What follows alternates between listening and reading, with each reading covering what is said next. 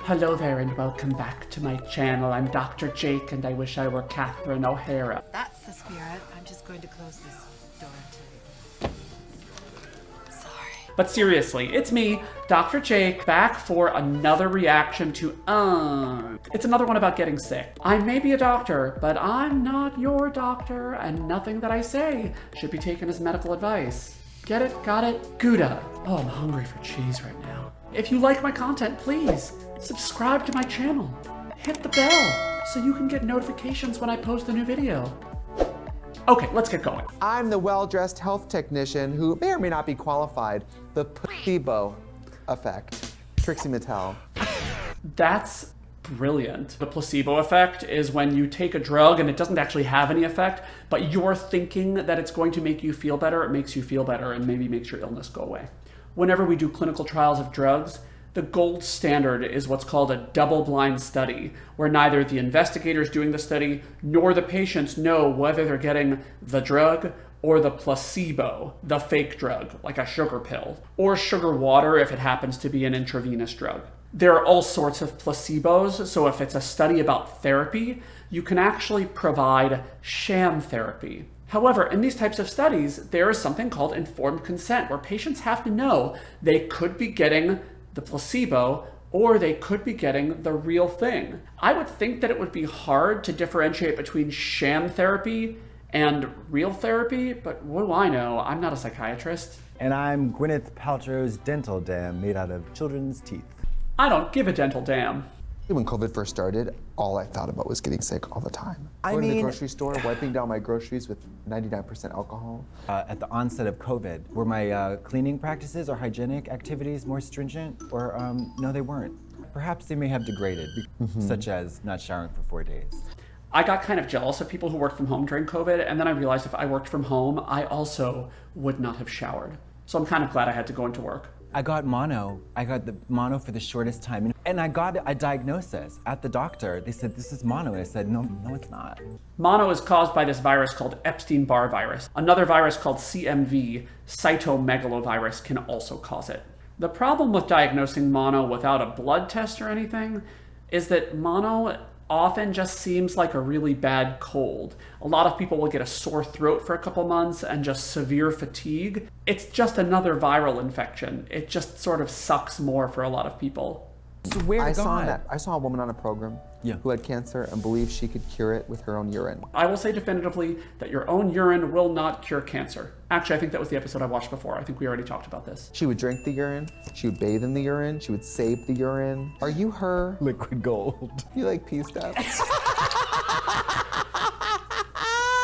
Maybe worthwhile to just quickly talk about pee stuff. I will not recommend that you drink someone else's pee, but there is probably no harm if you're into pee stuff to letting someone pee on you, unless you don't like it, in which case that's gross. Well, have we talked about STIs? We have, for sure. Oh, yes. But guess What'd what? you get? Gonorrhea. Gonorrhea. In the throat. Gonorrhea is incredibly contagious through sexual fluids. In fact, we now have to give 2 different drugs to treat gonorrhea because super gonorrhea now exists. We give both ceftriaxone and azithromycin to try to overcome resistant gonorrhea. And this is just your reminder that even if you're on PrEP, you can still get other STIs. If you don't use a condom, you can still get gonorrhea, chlamydia, syphilis, and you can have no symptoms from them. They can still harm you, and you can spread them to other people. Even if you're not regularly having sex with more than one person, I still recommend routine STI screening once a year if you are having any kind of sex. That's oral, anal, vaginal, any kind of sex. However, if you're having sex with multiple partners, it's probably a good idea to get tested at least once every 3 months. And of course, if you have symptoms, it's a good idea to go and get tested as well. At baseline, I think that everyone who's having sex with at least one partner every year should have an HIV test every year. So this is what I did. This is the for changing. And I went like this. Gonorrhea. Oh, instantly. Gonorrhea. 100%. I did not dwell. I did not slurp. I did not linger on the. Yep, gonorrhea. I went like this. 100%. Gonorrhea. Does not matter how long you linger on the Any sexual fluid, even without a full orgasm, can still hold gonorrhea, or chlamydia, or syphilis, or HIV. And if you have a uterus or working ovaries, that same seminal fluid can also get you pregnant. I was not warned by the laboratory technicians about the aftermath of the medication that I was giving. You want to talk diarrhea? Unfortunately, antibiotic-associated diarrhea is pretty common. You may have heard of C. diff, which is sort of the worst form of that. It's a bacteria that eats your gut away and can make you very ill. But even if you don't get C. diff, antibiotics mess with your gut flora and can cause your body not to be able to digest things properly and can cause a ton of diarrhea. I mean, that gonorrhea shot, It hurt there was a time. too. The gonorrhea shot, which is usually ceftriaxone, is prepared with lidocaine to make it hurt less. However, if you're gonna get a big shot in your butt, it's pretty much gonna hurt no matter what we do. I think I can handle a little gonorrhea. I think I know my body. I know my body. I know my body. Every doctor's least favorite line. But that's the thing about being sick in any way. You just have to stay home from work and lay in bed. That is Stop. Again, many people are asymptomatic from gonorrhea, so you could have it for months and not know. That's why it's important to get tested. You take vitamins? Guess what? Crock of shit. Katya gives terrible advice on her own show about not being a doctor, but on this show, she says all the things that I want to say. Vitamins don't really do that much unless you actually have a proven deficiency. So many people are taking these random vitamins like ginseng and cinnamon pills and I don't know what else people, St. John's wort, and a lot of these things can mess with the medications that you already have and don't really have any proven benefits. So I generally recommend that people save their money and only buy vitamins if they actually have a deficiency, like vitamin D deficiency that can cause rickets. In children. In adults, it can cause osteoporosis. In fact, generally, if I did primary care, what I would do is recommend that everyone supplements with vitamin D anyway, since that's the one vitamin that might actually help you. Everything else, kind of bullcrap, unless you are actually deficient in them. Vitamins have become this big market now. I mean, if you look at like GNC, no offense GNC, we all love you.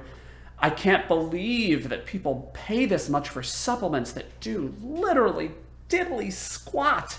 That's a medical term. I had a Luna bar when I wanted to, every time I get in drag, I have a Luna bar and put in some Visine and just around.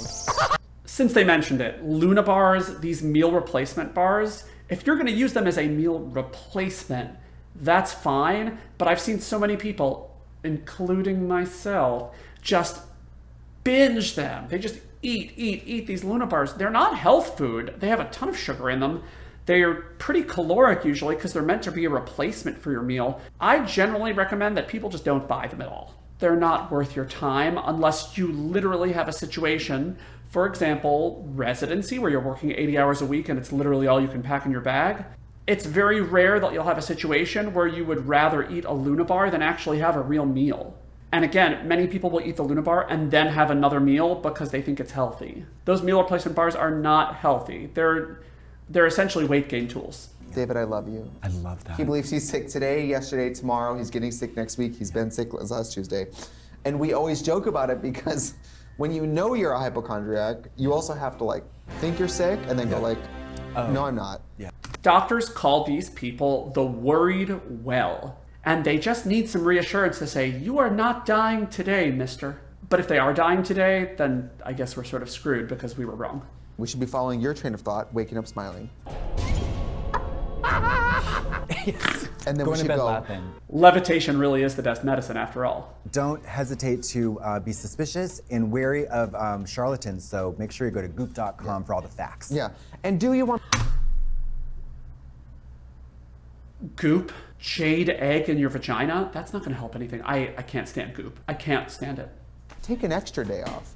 Get the pity. Go for it. Postmates yourself Munchausen by something nice. proxy. Fake it. If your work has sick days, you should be taking those sick days in some way, shape, or form. They're there for you to use. Milk it. Get in there. But wear a mask. Yes, I recommend to everybody that they still wear a mask indoors, even if they're vaccinated. This Omicron thing is killing us. Well, there's another one. I hope you guys had fun. I love watching Trixie and Katya. There will be more. Believe me. But until then, please like, comment, subscribe to my channel. Ask me a question if you have one. I want to hear from you. These are dark times, John. And have a great day. And then I realized back for another reaction to